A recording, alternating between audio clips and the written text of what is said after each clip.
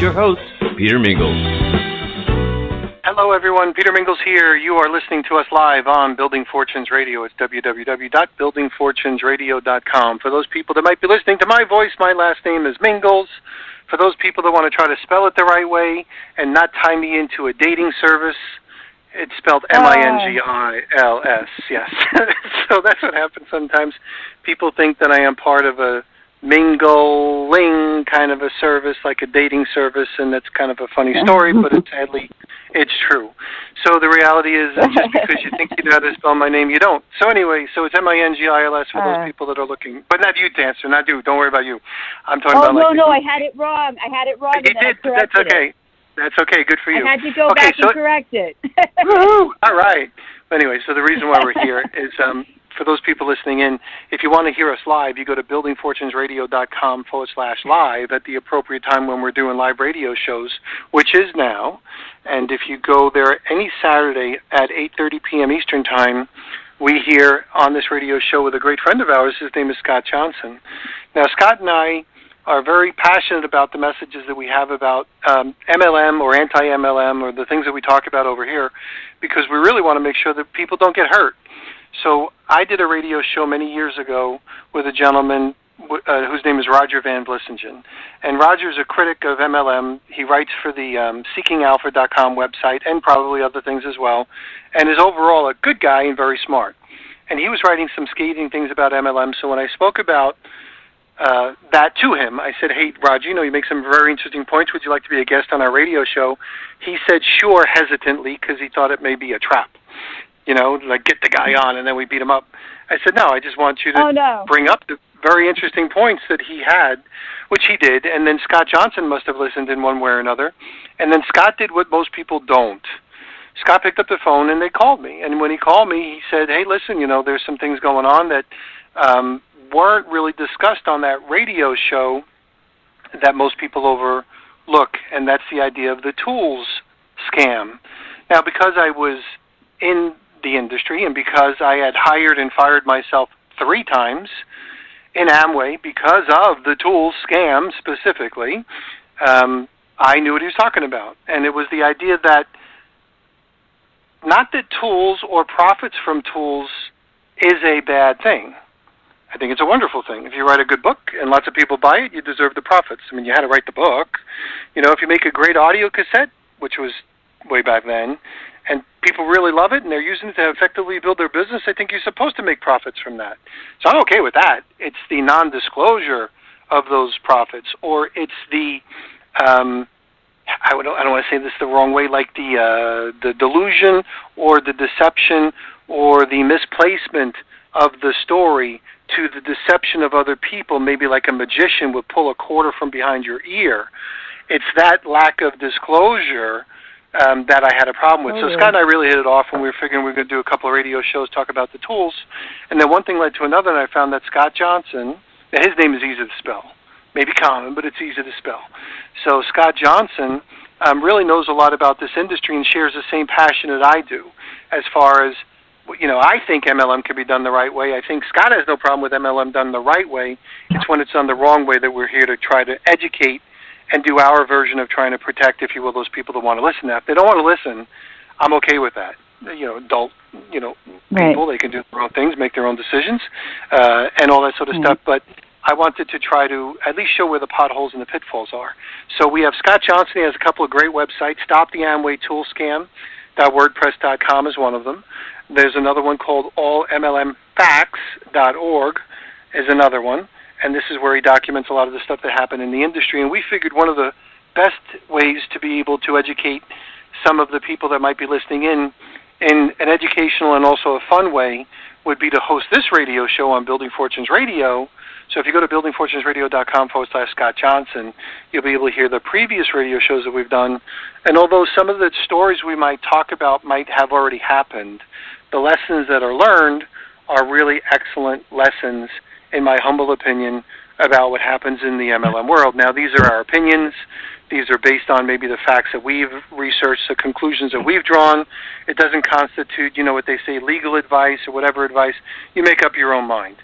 Listen to this for entertainment and educational purposes only, or, do whatever you want to do with this. But the reality is at least you were told. So we've been kind of doing different things, bringing different and various guests on.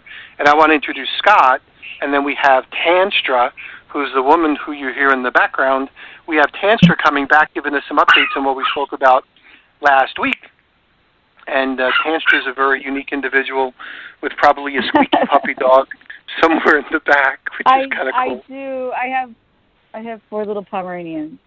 There you go. So but she's got a little squeaky. I do have a guard on duty for Pomeranian removal should that become necessary. Oh, okay. That's not an issue. First of all, we like it, the idea that we do radio shows. Yeah, no, you're fine. You're fine. It just shows you they're enthusiastic about at least being your pet.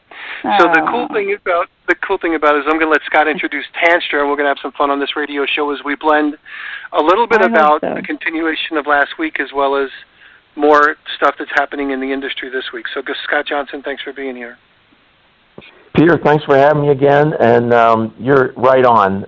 If MLM is done right, I'm a huge believer and supporter. Unfortunately, I believe most MLMs, or at least most people in most MLMs, are not doing it right. In other words, they don't have lots of retail sales to non-distributors.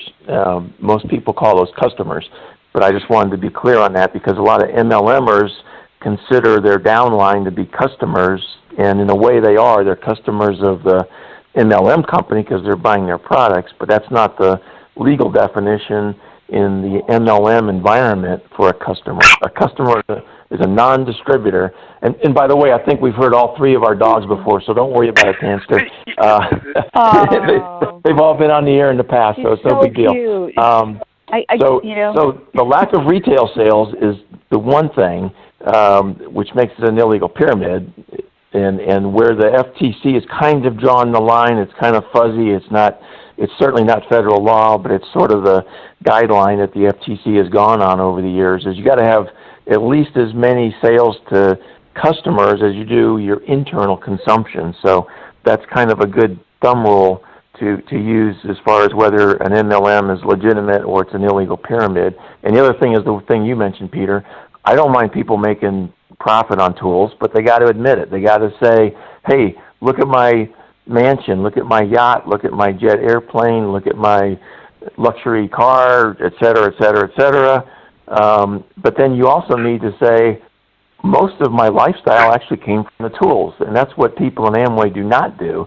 They pretend that it came from the Amway products and their downline and so forth, but in fact it came from the tools. And you'll see specific examples of actual people that were making that kind of money when they were in Amway, and then when they got kicked out or quit or whatever the specifics were, then they came clean and said, oh yeah, I made 10 times as much from tools as I did from Amway. And so you know what the truth is. Right. And you can figure it out if you do some calculations. I believe this is our first repeat guest, Peter. Is that oh my your memory goodness. on this? I can't I think we've scared off all the other ones. I don't know about that. I think they would come back. I think they would come back. I think they would come back too. But I am honored to have Tanster. And the website, I believe, is thetanster.com. Is that correct? That is totally correct. Yeah, so it's TANSTER, thetanster.com. She's got a great website. And we've got her back here. She was only here last week, but we've got her back here. And it's great because I wanted to get an update on what's going on with Ben Shemkus. And let me give just some real quick background. This is a story of NXIVM, which is spelled NXIVM. It's kind of a personal growth MLM that went really weird. And if you want to read all about it, I recommend you go to frankreport.com, and you can spend hours, if not days, reading about different facets of this situation with NXIVM. Essentially, the big picture is the founder was put in jail a few months ago, along with an actress by the name of Allison Mack, who was in Smallville, and there's a lot of other people that are probably going to be indicted, including Claire Bronfman, who is the heir to the Seagram's booze fortune. Her father passed away just a few years ago, for declaring that he thought his daughters were entering a cult of NXIVM. And so this whole thing is now really blown up, and we got 2 people in jail. A bunch of other people are facing indictments in the near future. And about a month or so ago, a fellow by the name of Ben Shemkus stepped forward, and he goes, "You know what? I was watching this Smallville series and looking at the NXIVM stuff, and this memory came flooding back into my mind. Back in 2007, I was at a party in Connecticut, right next to where Yale, University Yale is located, and they had a bunch of Yale students, and there was the various NXIVM people, and then there were various other people such as Anthony Weiner, Stormy Daniels, who else was it, Tanster? Trying to think of names here. Huma Abedin, the Brockman sisters, Lauren Salzman, who was like, the whole thing was under her name, Lauren Salzman. Right, because And keep in mind that Keith Raniere, who was the founder... the Nazi doctor. Yeah, Brandon something or other. Brandon Porter, Dr. Brandon Porter. Yeah, he just had a hearing this past Ben week. Thinks he saw him too. He's not sure. But he thinks Dr. Brandon Porter was there, but he's not sure. Yeah, and the doctor just had a hearing this past week with some kind of medical board to hear both sides, and I don't think we're going to hear anything for at least months about the outcome of that. I would say at least weeks, if not months, for them to make a decision, because I think there's more hearings scheduled, and this is a long process. It's not a thumbs up, thumbs down right afterwards. But he was accused of putting women through some horrific experiences. He would basically sit them down in front of a monitor or whatever, and put in movies of people being, cut up and decapitated and just really gross stuff, and then measuring, different bodily parameters, I guess. And he thought that was research. So, but there was another thing that happened too this past week with Ben Shemkus and Tanster. I'm going to let you take that and run with it. Oh my goodness! So Ben, okay. I'm going to dial it back for a second and let you know that I'm doing this really weird project. And it is 100% for truth. So if anybody ever picks up my project, they have to interact with it, because it's so far to one end, to truth, that the reaction that somebody has is a complete indication of who they are. Okay? So I'm putting rainbow art out on the street. I think I told you this last week. Some people like it, some people can't see it. Hold on 1 second. For whatever reason, I think the gal is saying we only have 90 seconds left. That's not true. So we're going to keep going, so don't worry about that. I don't know what happened. They must have not recorded. You'll hear that. I just wanted to let you guys know that we're still live, and don't worry about any of that stuff. So keep going. Well, okay. So what I realized is how someone reacted to a person putting out free rainbow art said a lot about who they really are. Okay? So I almost saw my project as some sort of truth creature. So when I found Ben, who was somebody who was like so willing to stand up for the truth, to even risk his own life, to talk about all these politicians that were at a sex slaver cult mixer recruitment, this is big stuff. So I thought, wow, I want to get him on my project. So, the truth of Ben could expose all these people. And a lot of people in the quote-unquote truth community on YouTube are being exposed as basically disinformation agents, because you can see that they are actively repressing Ben's story. We have shown over and over and over again that Ben's story is true, because every time he tells it, all of the facts agree. And we're saying that's enough. If he can tell this story 5 times and all the facts do not change at all, everybody has to admit that that's true. And then all these people are saying well, we still don't believe it. We'll never believe it. There's nothing he can ever do to make us believe it. So Ben is saying, well, I'll take a polygraph. And they're like, but polygraphs are no good. We won't believe a polygraph either. Anyway, so we are setting up a polygraph for Ben. Yeah, that's great. And I believe you volunteered to pay for it, right, Tanster? Yes. Yeah, because I actually went on frankreport.com, and I've done it at least twice, where I said, hey, you guys that are complaining and you're saying Ben's a liar, why don't you give a few bucks, $5 or $10, give it to Frank.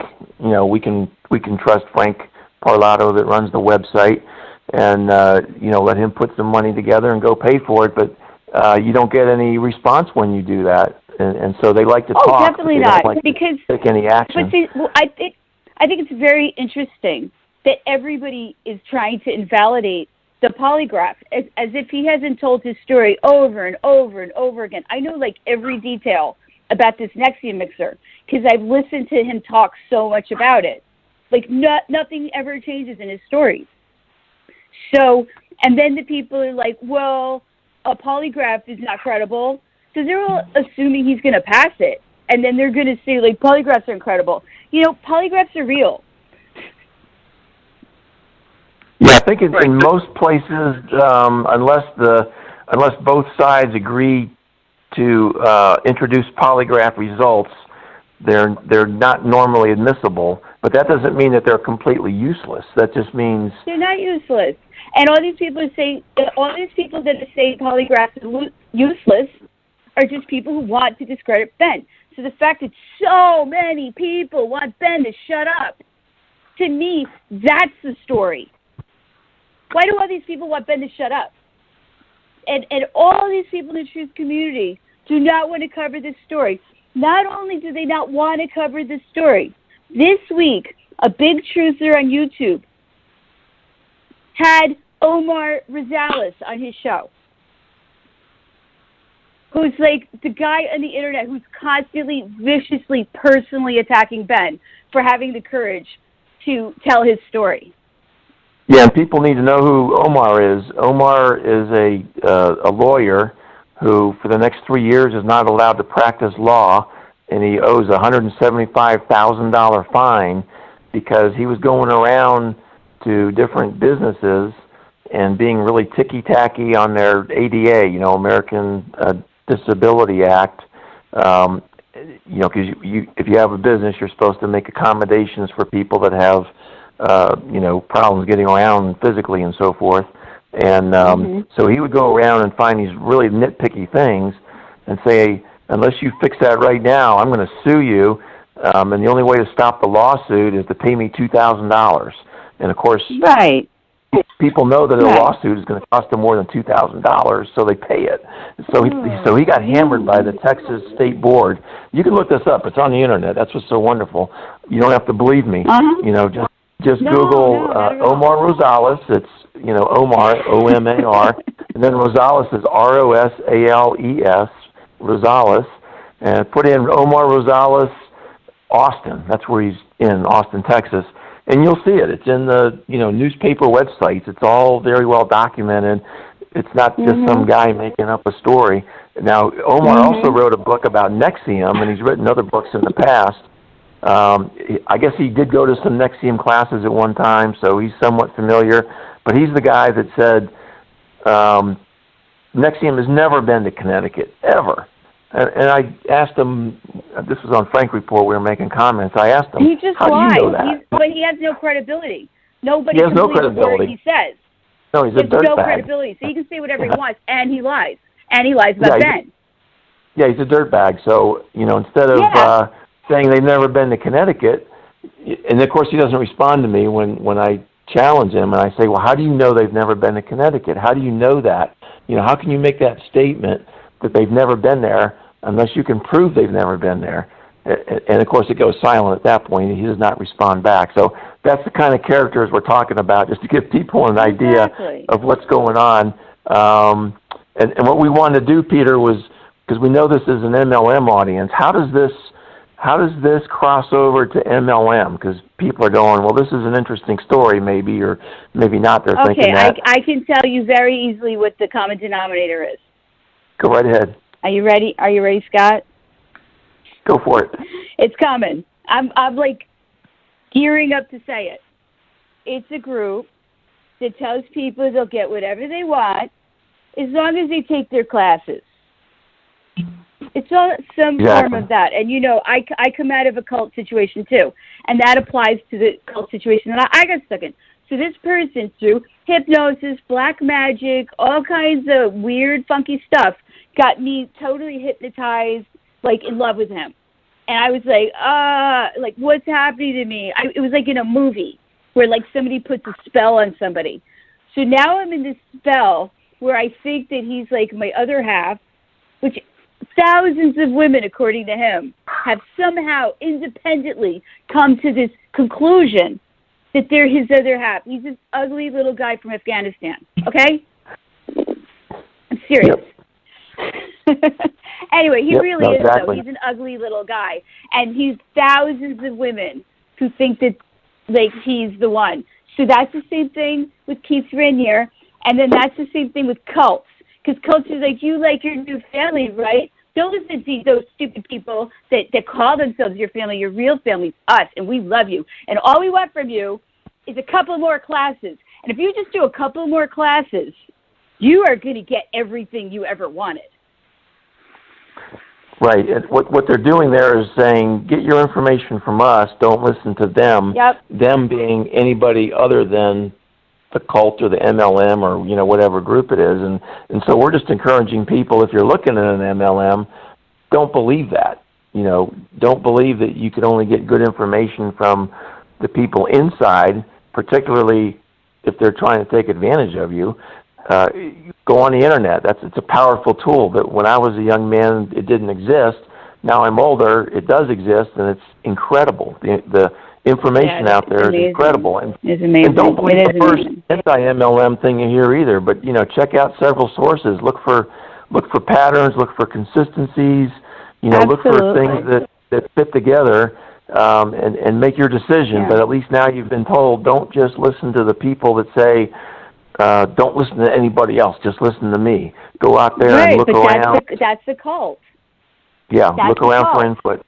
Exactly. Right, they're all the same. It's just from us. Don't go anywhere else. Just us. That's what they all have in common. And they're selling classes.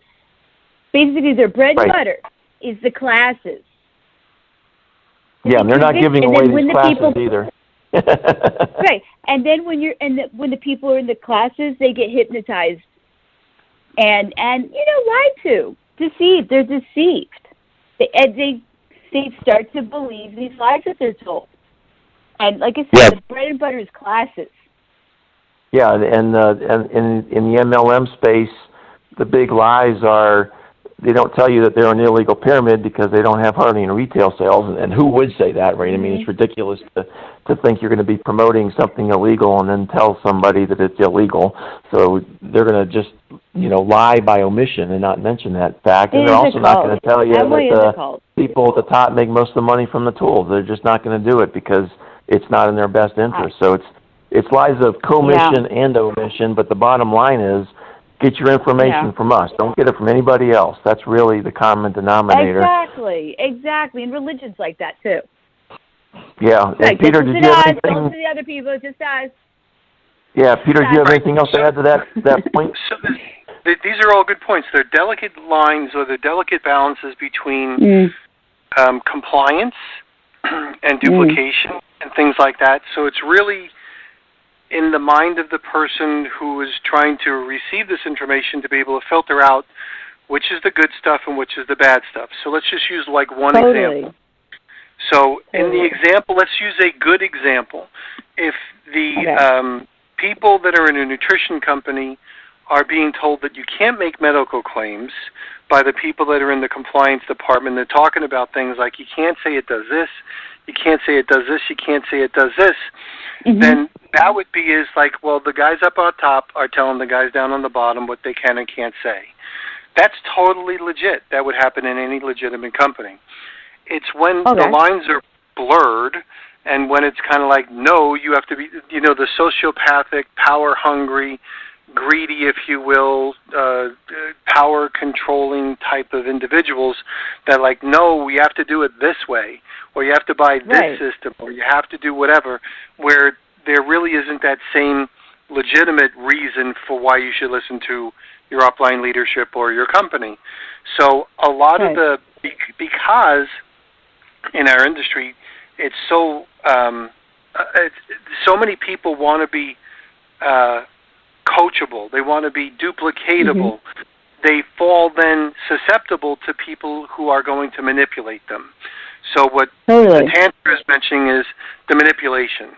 So what Scott's mentioning about the tools and what I mentioned sometimes about, this self-development stuff, these are all forms of manipulation that are actually manipulating individuals as opposed to legitimate reasons why you would need to listen to your company or your upline.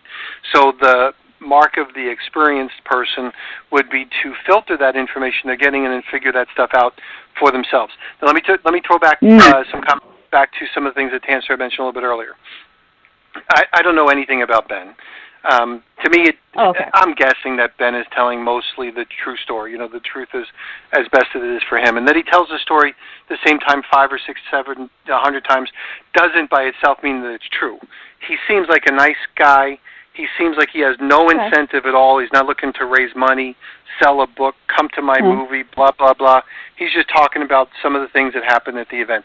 To me, the things that are really most interesting about this is it adds a little bit more drama to the NXIVM story. So it's the drama portion of it that I think sometimes gets some attention. The idea that this guy started off as an Amway distributor, decided to do his own network marketing company, was shut down basically because of that, then decided to get into this sex cult, and over time became so perverse and perverted, it's to the extreme.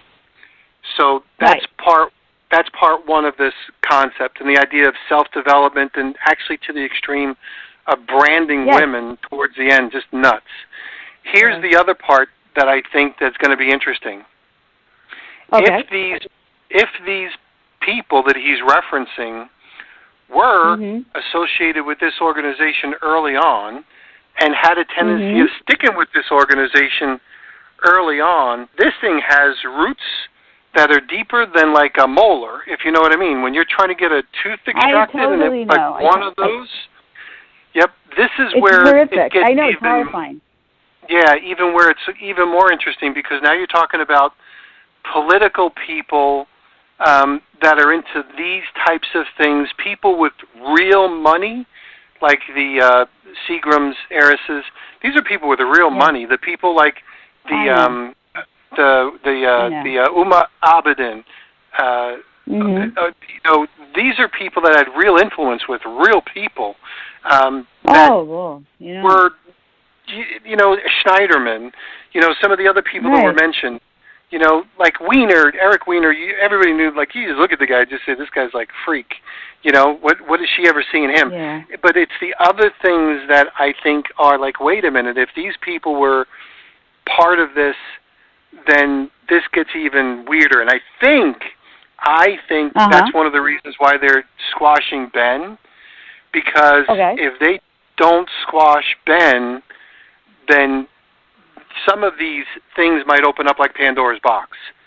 So I think that there's probably a reason for Ben to be kind of discredited early, as opposed to this thing to take any kind of traction. Now back to all efforts have been made to discredit Ben early. Right. Now we are documenting that. We are absolutely, that's part of the story I'm telling at thetanster.com. Yep. See? Now, the point is that... Go ahead, Tanster. No, go ahead. You finish. Well, I'm not happy with how the world is right now, and I'm an artist. And, everybody says, like, what can I do? Like, what can I do that this is going on? And we all know that some really bad stuff is going on, So people are just like, I feel so helpless. I don't, how... I don't want to go along with it. I don't agree with it, but, like, what choice do I have? So the idea is that I tried to form this project to model something, okay? And when I started this project in September 2014, everything on the phone was selfies, and here's my cupcake, and I'm at the airport, I'm super fabulous. Like, it was very narcissistic and gross. So I thought, okay, I'm going to do an art project that's complete opposite of that. Like, you don't really see me. All I'm doing is giving things away. Okay? So the idea was, like, kind of to wake people up with rainbows. Makes sense to me. Now, I like the idea that you have really, you did not know Ben before he came up with the story. So you're someone who's saying, you know what, you're a total stranger originally. I'm going to stick up for you. Can I tell you another story? Sure, but hold on, let me finish my one point. Relative to the lie detector test, you're taking an action. I don't know how much lie detector tests cost today, but I'm guessing it's a few $100s, right? So, but you're actually taking a stand and making and putting yourself out there too for the criticism to give an opportunity to let him tell a story. Now, if my personal opinion about lie detector tests is, they don't or may not hold up in court, but this is in court. So he's either going to positively pass it, like overwhelmingly, or he's going to completely blow it and be exposed, or maybe somewhere in between. So it's the next level. Exactly. But at least what it is, it's you as an outside individual that didn't know him before that's taking a chance to say, well, I believe in you. I'm making a stance. I'm doing something, and that's what I really appreciate about what you're doing. So anyway, so back to you. Thank you. Now it's time for you to tell your story. You had another story. What part of it? Oh, this is the other story. Okay, fine. Okay, so the YouTube truth community, I'm talking about all the people that make videos on YouTube purporting to be truthers, and a lot of them maybe pretend to be Christians too, because a lot of the truthers are very Christian. Okay? So there's all these people that are actually disinformation agents, like Alex Jones. I know I'm making some big allegations, and maybe I'm totally wrong, but most of the people you'll find in the truth community on YouTube are actually like shills, and they're playing characters. Just like the TV is full of like fake stuff, the YouTube's also full of fake stuff. And that's how they try to keep us from finding the truth, because it's like so flooded with garbage that you'll get stuck with these, insincere people. And then within the framework of that, there's a couple of us down at the bottom who really actually care about the truth. So it's like real truthers are trying to infiltrate the fake truth community on YouTube.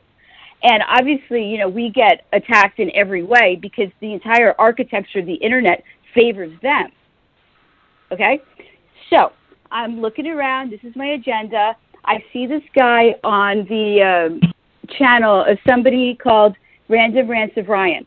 And in the comments, Ben was saying, I went to this NXIVM mixer with Stormy Daniels and, Huma Abedin and whatever. And I was like, please talk to me. Okay? And then it was interesting that guy who Ben had approached had no interest in reporting on this. And that guy purports to be a Pizzagate researcher. I know a lot of people don't know what that is. And he purports to be against the pedophiles. And yet, he has no interest in broadcasting anything from Ben. So I did everything I could to bring Ben's story out. And then the meanest person we ever could possibly meet showed up on the internet, okay? And he came on my page under the name Omar Rosales. Meanest guy you could possibly imagine.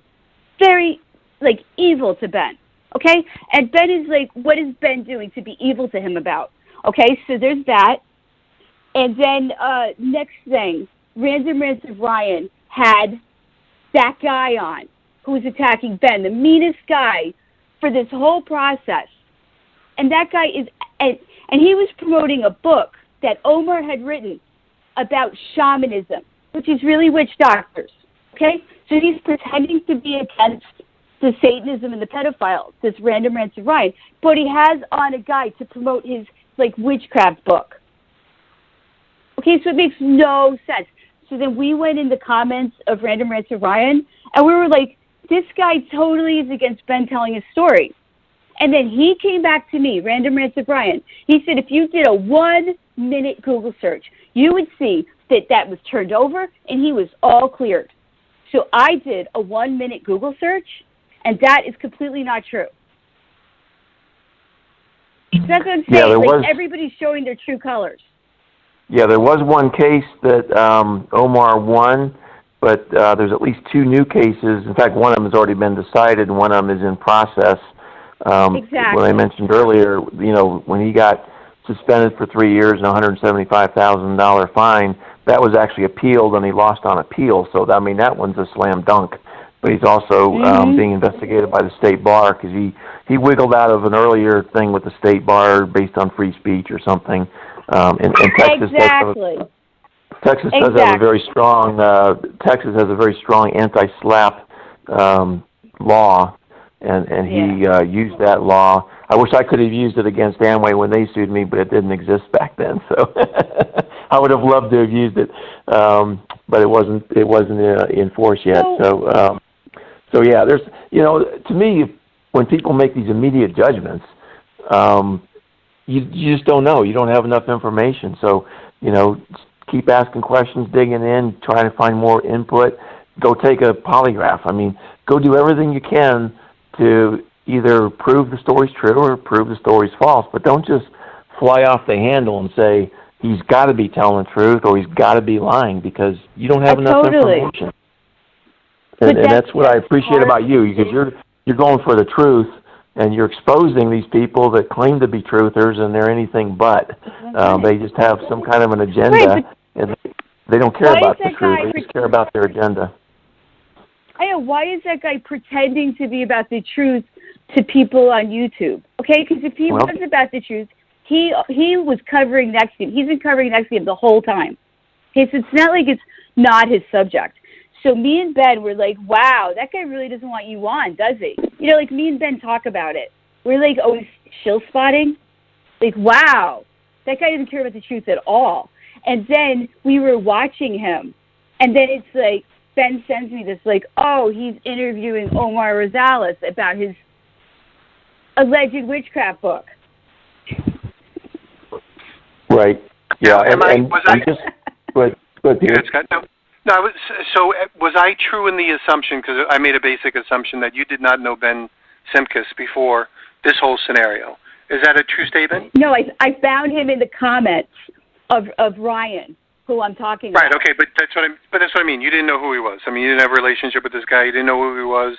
He was a stranger to you first before all this stuff started showing up. Right, he was trying to get Ryan's attention. Right. Ben was trying to get Ryan's attention because Ryan purports to cover this stuff. I got That's why it was such a perfect connection for Ben to make. Because this is exactly what Ryan does.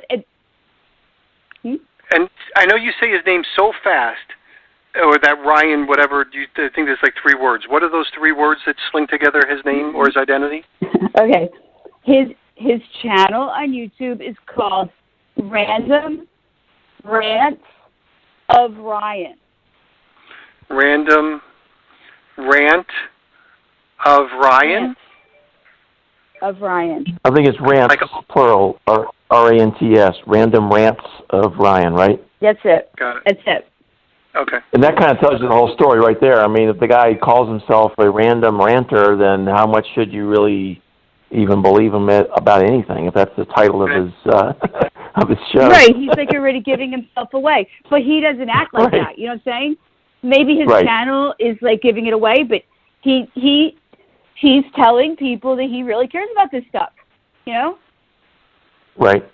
If he really cared about exposing the pedophiles, he would want to talk to Ben, clearly. And by the way, this also ties in. This is not a direct tie-in, but Peter, I think I sent you a link earlier this week about a Facebook page. There was these anti-MLMers on Facebook. Elbow. Yes. And apparently they being Facebook, got complaints, and they took down this Facebook page. So, there's things that trying to get done, and if you're a Facebook or a Twitter or one of these big social media companies, and typically they're left-leaning, they're liberal-leaning, and typically they will squash out any kind of conservative input. In this case, it's not really even conservative or liberal. It's just, hey, exactly. We had this experience with an MLM, and it was really bad, and we're trying to help other people not have that same experience. And they think what happened was all of these MLM supporters just flooded Facebook with complaints, and Facebook took it down. And so all of this is going on in social media, too, as far as who's even allowed to be seen. And that's why it's good to have your own website. I have a couple websites. Tanster has her own website, and we get to control the content. And I don't control it. I let anybody post anything they want as long as it's consistent with my settlement with Amway. They can't use cuss words and things of that nature. But if you want to call me, the worst person you've ever met, I will post that comment. I will gladly do that. Scott is ready. Anybody step it up. I'm sure Omar would love to. Well, I'm sure he would. Anyway. Well, the interesting thing about this is severalfold, because this is a multi-dimensional, if you will, conversation. Relative to the Facebook posts and stuff like that, your post, Scott, that you were telling me about the person whose name is it's tongue-in-cheek, it's Elbow. So if you want to look for it, it's ELLE, and then Bow is in BEAU. So it's obviously tongue-in-cheek relative to the name. Okay. But she was shut down because of a lot of complaints, I'm guessing. Then, Scott, I had forwarded you an article about how Rodan and Fields terminated, get this, Rodan and Fields terminates a woman based on her outside activities. She's a woman who is probably not nice. We don't have her version of the story here, but she she's a white woman who basically picked on a few black teenagers and said some derogatory things, like she called them punks. And enough people, as far as these shills and these trolls like you're referencing, Tanster, wrote about that, and we're saying, well, she's a Rodan and Fields representative. What kind of company is Rodan and Fields if they allow people like this?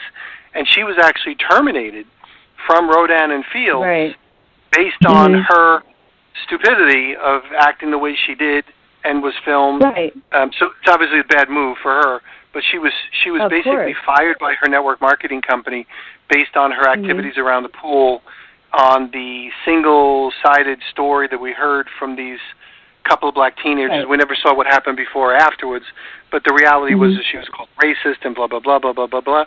But this is the power of social media, good, bad, or whatever. So it's kind of crazy. Absolutely. So let me, because I don't want to talk, we want to kind of cover some MLM stuff on this one. So, Tanster, when is the lie detector test, or is one set up, or will one be set up? When will that happen, and will you let us know?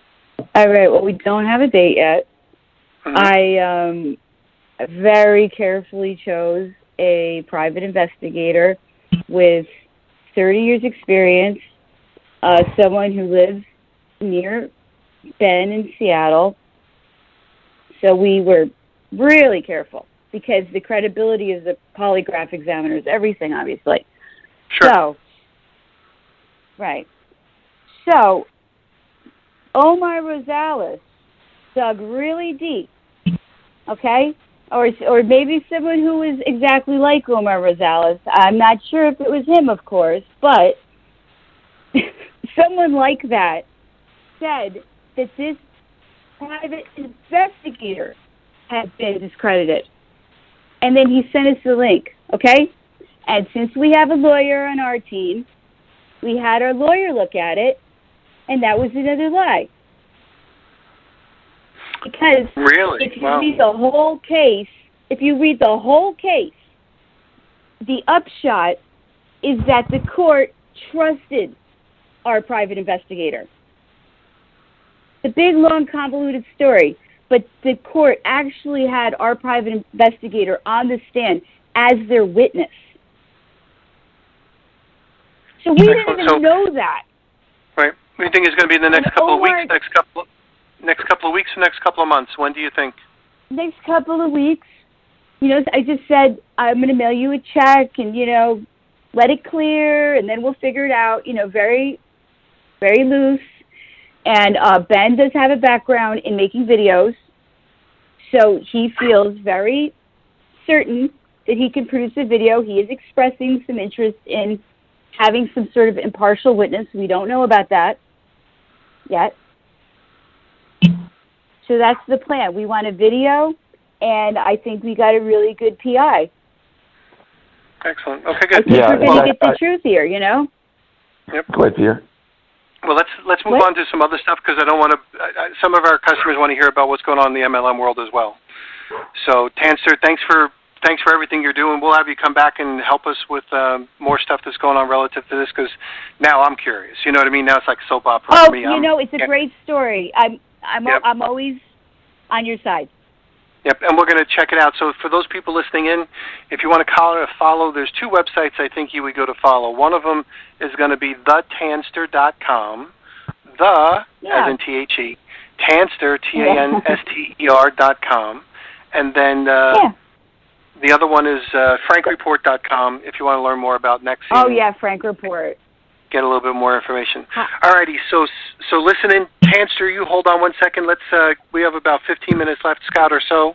Let's go over some of the things in the news that are happening in the MLM world so Tanster can hear some of the regular stuff that we do. So what's new in the MLM world, Scott? Yep. So, Scott, what's new in the MLM world?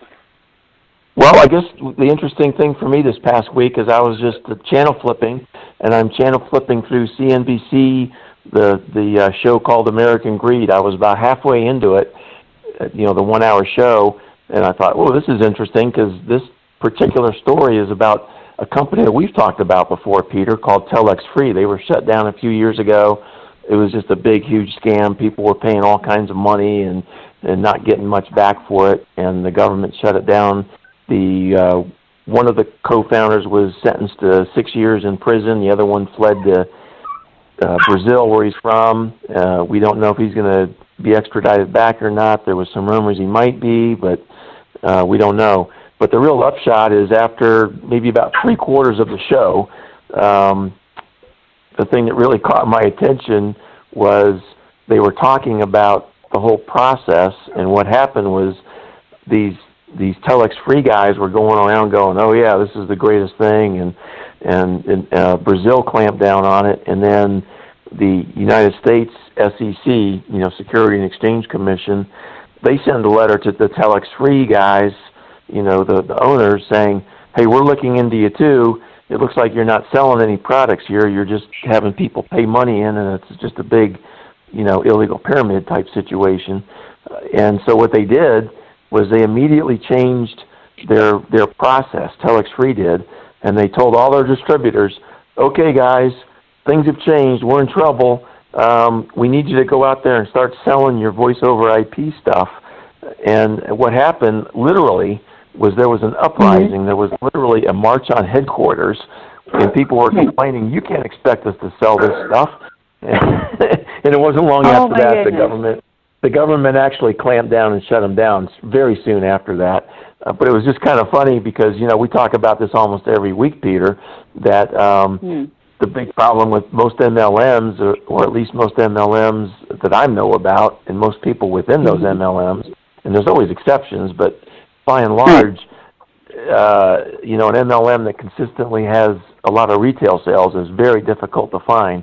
And I can imagine, maybe not exactly the same reaction, but a similar reaction if any MLM went out and told their people overnight, okay, now you got to start selling stuff. We're in trouble, because we saw that with Vima. Right. I mean, that's how we got together was Vima, and Vima wasn't doing hardly any retail sales, and then the final settlement required a distributor to have at least 51% of sales going to customers, not their downline, but real customers, or else they wouldn't get paid any bonus. And we saw the same thing, I should say similar thing, with Herbalife recently. A couple of years ago, there was a settlement where they had to sell at least 2 out of 3 dollars had to go to outside customers, or else they wouldn't get paid their full bonus. So, I mean, that's a really big issue that we know about because the FTC has ruled on it. I wish they would do it more industry-wide versus picking off a company here and there, because there's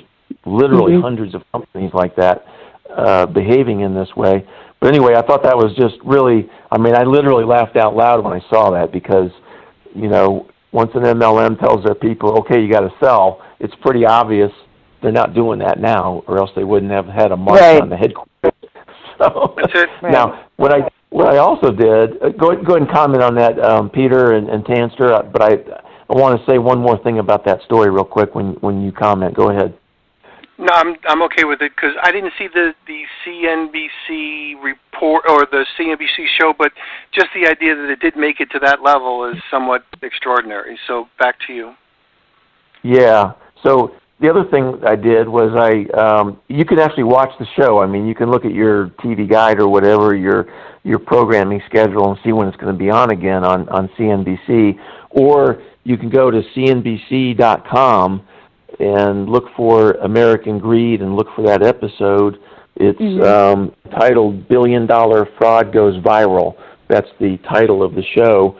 And you have to have, I think you have to have either satellite or cable, because you have to put in your information, like your name and your account number or something, because it's one of these things you can watch the show, but you have to have an existing cable package to be able to do that.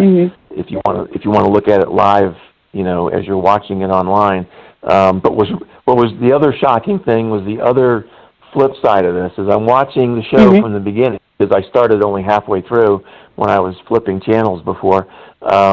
Within about 5 or 6 minutes, they had this SEC attorney general or something, some big shot in Boston where this thing was located, and he was commenting how, you know, it was pretty obvious that that Telex Free was a illegal pyramid or a Ponzi or whatever, and, you know, they really didn't sell any products. They just had people paying money in and attracting new people to keep paying money in, and that's basically how they made money. And they also encouraged them not to take the money out, because obviously if people started doing that, they would have had more things they had to pay versus the money they had on hand.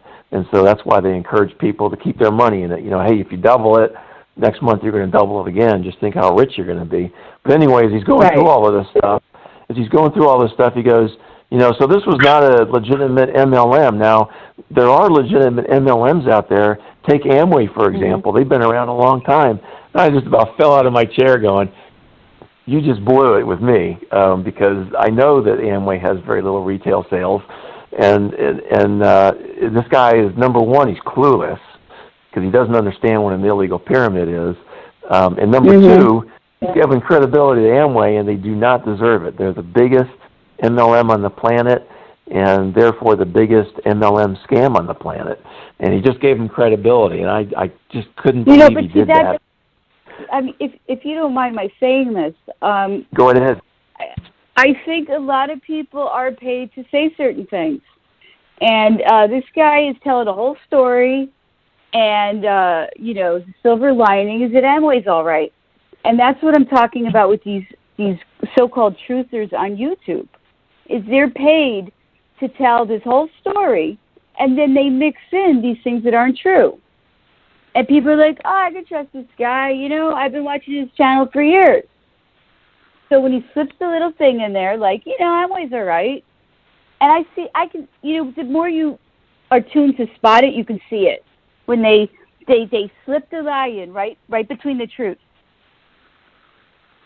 Yeah, and that might be true. It might be planned like that, but I have to believe, in my own opinion, this is just my opinion, I think the guy doesn't know what he's talking about. I think he's ignorant, and I don't mean that. I don't mean that in a negative way. I mean, he just doesn't understand. He just doesn't understand. And you can go actually back to the SEC website. The SEC website does talk about illegal pyramids, and it doesn't talk about lack of retail sales. It talks about if you have to pay money to join, then that's an indication of an illegal pyramid. And by the way, it is, but it doesn't stop there. It's also if you have a lack of retail sales, and that's where even the SEC website is very much wanting as far as accuracy. And the FTC website does a much better job of saying, hey, if you don't have a lot of retail sales, you're an illegal pyramid. And so I do think there's an organizational ignorance and certainly an individual ignorance at the very least going on here. But I was shocked that he said that. If he had just said there's a legitimate MLMs out there and moved on, I would have, said, okay, great. But he mentioned the Amway word, and I just, I just fell out of my chair almost. So. Right. Then that person's not credible because that's not true. Right. Oh, exactly. Yeah. At the very least, he's ignorant. So important. Yeah. Right. So it's not good either way. It's not good. Yeah. It doesn't matter which way it is. It's not good. You're exactly right. Right. Exactly. So, well, I got one for you. I got one for you, Scott. I got one for you, Scott, and Tanster. You will like this one, and I'd appreciate your feedback. You can't give me feedback on it now because you don't know what it is yet. But I'd like your feedback maybe the next time we take a look at it. We've always loved our great friend. His name is David Wood. So as an artist and as somebody who thinks at different levels, maybe you might be able to correct us. You might come back and say, no, this guy is really okay. But I'm not thinking so. So anyway, David Wood had a 2-hour, multiple-hour rant, if you will. Many people didn't know that he, of course, folded Empower Network and then told the truth about how, kind of like we were putting out products just for the sake of selling products. It was a really big scam. Like we were kind of bullshitting all you guys. Then a lot of people don't know this, though. I didn't really pay attention. He might have said it in one of his little rants before, but he had joined World Ventures. So World Ventures is a company that's, Scott, I think it even might be by you. And they have some different and various challenges themselves. They were deemed an illegal pyramid in some European countries, I think. I think they're still fighting it through appeals and stuff like that. But Dave Wood was terminated by World Ventures a week or two ago, and then Dave Wood melted down again on a 2-hour or so rant about how like fire and fury, and he was putting spells and whammies on all the people, and they were gonna die, and there were gonna be people that it was gonna be like basically a bloodbath, and bad things were gonna happen, and the world was gonna turn upside down, and all that sort of stuff. So he really carried on for a really long time. So anyway, so it's an interesting little rant that you would just want to take, not just you, but anybody would probably just want to take a look at and say, wow, this guy's kind of whacked.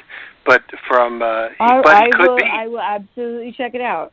That's right. So Scott, maybe if you can find the Dave Wood rants, we can get one to Tanster, and she could look at this guy. I am always interested in a good rant. Oh yeah, this guy's really good at it. So anyway, so that was one thing. On a more serious note, and I'll just throw in, I'll let Scott take the next one after this. There's been a couple of companies that have been in trouble, and one that's like closed down just recently. So one was a direct sales company, which was an MLM company, more along the party line plan, called Jamberry Nails. So they were like a darling for a little bit. There was 3 gals in a garage kind of a story that started selling nail wraps, and one thing led to another, and they sold a lot of nail wraps, and then sold a lot more nail wraps, and a lot of people were very interested. And they did really well for a really long time, and then all of a sudden they just unwound, and they've unwound and completely gone out of business, more or less. Might be picked up by another company as well. And it's not a traditional MLM, but it really did appeal to the gals. So if one of the things that I found was I did a YouTube search for, Jamberry Nails closing or Jamberry Nails, why do I leave Jamberry? And a lot of gals, as a recruiting mechanism, when they leave a company, they make a YouTube video, why I left Unique, or why I left Jamberry Nails. So it's very interesting to see why they left different companies, and why they might be promoting something else. But just a little bit of just an interesting thing. I did run across one woman who had a very interesting spin on why she was leaving Jamberry Nails, and she was a dietitian. So she left about a week before the final announcement. And now, there's different people that do different things in our industry. Some of the people that said they left Jamberry Nails, I think need some mental help as well, because they would say things like, I really didn't feel good when I was lying to all of my downline. But since I still had Right. my downline, I really was torn. I'm like, well, wait a minute. Like, if you know you're lying, it shouldn't matter how Right. big your downline is. Like, if you know you're lying, you know you're lying. How in the world can you say, I no, know, it's really I know. torn that I had to Of course, continue lying of to course. my downline? I'm like, okay, so there's a little bit of, Right. you need to see somebody for a little bit of mental therapy for that. Yeah. But there was one Totally. gal who really exemplified, I think, why people, like good people, do network marketing, and why some people maybe sometimes make the decisions she did. And I wish I remember the gal's name, but I don't think you need it. But if you go, like, do a YouTube search, this one woman was a dietitian first, and she loved the Jamberry nails, and she figured that she'd be able to sell some to her friends, and she built a pretty big organization, and she probably helped coach a lot of people in her business, and she seemed like a very nice person. Right. And then she said, when I found out that Jamberry Nails was going to be working with a network marketing company that had a nutritional supplement line, I had to leave. And she basically said, the reason why I had to leave was because as a dietitian, I don't think ordinary people should be talking about and educating people about health and nutrition, because really that should probably be done by a doctor or maybe somebody who's got a little bit more education than somebody who just fills out an application. Yeah. We'd all prefer someone who knows what they're talking about. Right. So it was a really, it was a really good video of somebody that had some real integrity. So when you look at it and you say, you know, these are the kind of people that do MLM, I really was, I will say proud, not that she needs my permission or my acknowledgement, That's good. but I was really very happy to see that that woman took that stance, even if the company was going to stay in business, because of her personal beliefs. Exactly. And even though she was away from a pretty big portion of what she just devoted her whole entire life to. However, one of the things that I think are important is, for most people listen in and learn, is that just because you're a distributor, they say that you're building your own home-based business and that you own your own home-based business. You only own your own home-based business if the company stays in business. So if you're a distributor with a company and they go out of business or they make some decisions that violate your personal opinions, then, you know, what was it worth all along? So I just wanted to mention that as well, Scott, so I'll throw it back to you. Yeah, and actually, Peter, it's interesting you mentioned that, because I was talking to a woman earlier this afternoon, not the Tanster, somebody else, and I won't say her name or anything, but it does involve NXIVM. But it was interesting because during the course of our conversation, she mentioned that she was really upset about all this sex slave and underage sex, all this crazy stuff that's going on in NXIVM. But she also told me something that's similar to what you just said, Peter, and that is she really doesn't care if some people scam other people. She really wasn't too concerned about that. That was acceptable to her, and that's very unacceptable to me. That's very unacceptable to me. I mean, that's really the foundation of this entire radio show for almost 3 years. Is I'm not okay with people scamming. I mean, that there are laws against that. It's called fraud and those kinds of things. But it was interesting. It was interesting you mentioned that she didn't care if she was lying to her downline, because there are those people out there that, you know, I guess the money is bigger than, you know, being honest or something, and certainly, some people, the more severe crime was worse in her eyes, and she just didn't care about the more minor, in her mind, minor crime. To me, a crime's a crime, and sure, there's some that are worse than others, but it doesn't mean you drop one because there's something that's even worse going on. So it was just kind of a weird conversation, but it was interesting you mentioned that, and then I had that conversation earlier with somebody. So I guess we're up against our hour here, or maybe a little bit past our hour. Peter, did you want to keep going or wrap it up? If you have some other interesting ones, we can keep going for a few more minutes.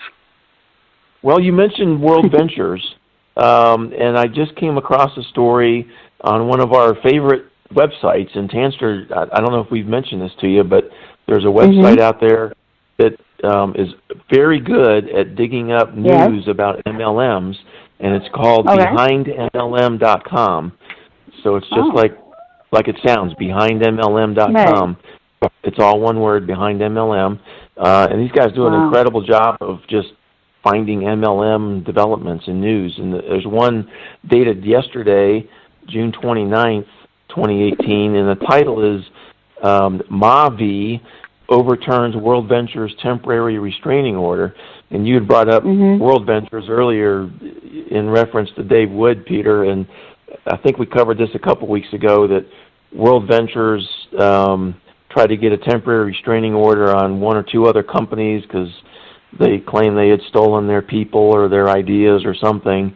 That went to a court hearing and essentially got overturned. I mean, the lawsuit's still on, but the judge said, no, you don't have enough here to do a restraining order. We're just going to keep going like we were before until the trial. So we'll see how that works out, but it's definitely a big setback, I think, for World Ventures, which is, by the way, headquartered in Plano, Texas, where I live. In fact, I think it was 2 or 3 years ago, I went to our Plano Chamber of Commerce going, hey, there's hundreds of MLM scams out there. The reason I'm coming to you about World Ventures is they're in the organization in Plano, Texas, as far as the, a good business, basically. They're basically giving them credibility by allowing them to join their business community. And I didn't get very far because, again, I think that these organizations are more interested in getting people to pay their dues and their fees than they are seeing if they're really operating a legitimate business. But I thought that was an interesting story, how that temporary restraining order got overturned pretty quickly. There wasn't much delay from the judge. He said, we're going to not do anything until the trial starts. So I thought that was interesting. I'll let you guys comment. Yeah, a lot of these things end up in court. Your issue with Amway you settled out of court, right? Yes. Yep. Right. And the settlement is on my website. I actually got sued by the cult that I was exposing. And it's so funny that the person that hates Ben so much is a lawyer who would go around doing frivolous lawsuits. So there's such a pattern about frivolous lawsuits here. Yeah, right. And I don't remember Scott about I don't remember the details of the TRO, but I think what made the restraining the TRO a little bit different is the companies are not implicated, but the people associated with that are still maybe under the TRO, and we're really not sure what's going on with that. And a little bit of full disclosure, I don't know that much about World Ventures, but there was a gentleman that used to teach actually, he didn't teach at the University of Illinois in Chicago. There's a gentleman that I know who's a trainer for World Ventures who travels the world, and I asked him if he would join us on maybe one of our radio shows to kind of discuss some of those issues that are out there. He's a real good guy. He's an excellent trainer. He's not a sociopath. He's just like a real good guy. Oh, good. So that he's doing stuff, training with them. There might be some parts of the story that I'd like to hear because it's inconsistent that he would be working with a company that would not be a good company. So we'll see. Right. So that's I got a message out for him. Maybe we'll find out some more stuff, and that's what we really want to do. We want to find both sides. So back to other stuff. Oh, let's see. Scott, was there anything else? This is just more gossip than anything else. I was listening to a radio show by Tom Chenault, and he had Kevin Thompson on as an MLM attorney on the radio show, and Kevin didn't go to the ANMP, which stands for the Association of Network Marketing Professionals, mostly because, according to him, and I'm paraphrasing a little bit, I might not have it exactly right, but mostly because he didn't believe he wanted to be on stage with some of the other people. Specifically, the gentleman we throw under the bus all the time, Ted Knighton, who runs businessforhome.org. Get this, Scott. Now, I was not at the ANMP convention, but I heard that they gave him a lifelong achievement kind of award for what he does for businessforhome.org. And I said to myself, how in the world could anybody who basically is a shill and a paid shill for the people that are willing to pay him in this industry, specifically with OneCoin, which made, by the way, Telex Free look small and the number of people that they scam, how in the world could they give Ted Knighton a humanitarian quote-unquote or achievement award for helping out the industry? And that's one of the reasons why Kevin Thompson didn't go speak at the ANMP convention. And Chenault was basically, put in a position where he kind of had to defend the ANMP, like, well, they really didn't think it through very much, and they're going to make sure that stuff never happens again. But the answer was, although I have mixed feelings about Kevin Thompson and some of the things he's done before, he gained some brownie points on my side because of what he said relative to what the ANMP had done. So I figured that would be worth mentioning as well. So even the companies that are supposed to have the credibility of organizations like the ANMP, how in the world could they give any achievement award to Ted Knighton for anything that he does? He's a paid shill. Go for it. Maybe the awards are there just to give credibility to liars. Right. I mean, didn't Obama get the Nobel Peace Prize? Oh, that's funny. Yeah. And that was before he actually did anything. What's the Peace Prize? A Nobel Peace Prize about that? Okay. Yeah, that was right after he was elected. I think it was in 2009. He hadn't done anything yet. Look at who gets the award. Right, the worst people get the awards. It's true. That's often true. In fact, just to add to that Kevin Thompson thing, because I do appreciate that he didn't go and he has some scruples. I'll have to give him credit where credit's due, but he said a couple things in that interview that really irked me. One was he said, because there's a Republican administration now, as long as you've got a return policy, you shouldn't have any problem with the FTC. It doesn't matter if you have any retail sales or not, because they're not going to be concerned about that. They're only going to go after the really, really bad actors that don't have a good return policy.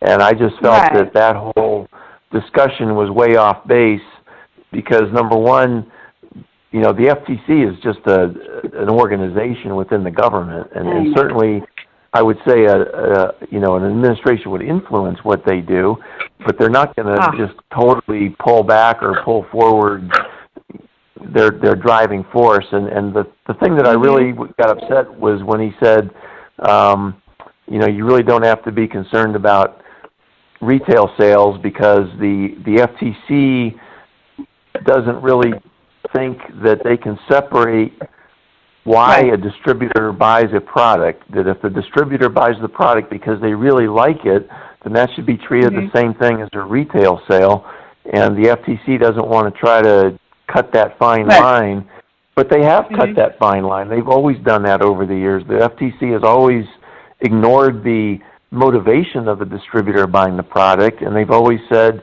you got to have at least half of your sales going to non-distributors. There's no motivation part of the process there. It's all very cut and dry, very straightforward. You either got the retail sales or you don't. If you got them, you're a legitimate MLM. If you don't, you're an illegal pyramid. It's very clear. You've been listening to Building Fortunes Radio on buildingfortunesradio.com. Thanks for listening. Be sure to check us out every Friday at 5 p.m. Eastern Time for the designated Building Fortunes Radio segment with Peter Mingles. Be sure to check out the buildingfortunesradio.com website for our featured segments. It's been our privilege to have you listen in. At Building Fortunes Radio, we wish you the success you deserve and are willing to work for. So spread the word, tell a friend, join our newsletter, and go make a difference in your world.